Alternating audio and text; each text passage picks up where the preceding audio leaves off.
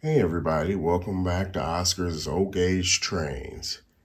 This is another installation of Scratch Built Saturdays, where right now we're actually working on a Scratch Built turntable. And you know me, rather than babbling on about things, let's just kind of jump right into it. So in this first shot here, you see the basic shape of the metal sheet that I cut out and the wooden substructure. And I took no expense here, and I got some liquid nails. That stuff sticks to everything.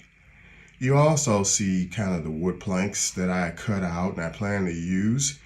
I'm going to stain them up real good and use them a little bit later.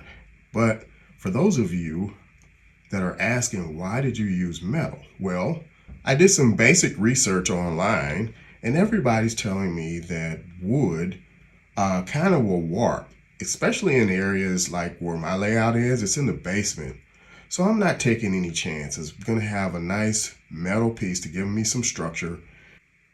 So the first step, I glued everything together, the sheet metal and the wood, and I used the clamps for extra support, and I kept it that way just until the glue cures. Next up, I drilled the center hole for the wiring of the track. Make sure you use something for a center punch so you know your drill does not slide to the left or slide to the right. You don't want all that to mess up the hard work that you did. So now I cut the 40-inch track. I got some Atlas track and I cut it down to 32 inches, and I trimmed down both ends to make sure that it had a double support on both ends. Okay, now this is where it really gets fun for me because I get to wire up the track and solder the wires to the track. Now I know what some of you are already thinking.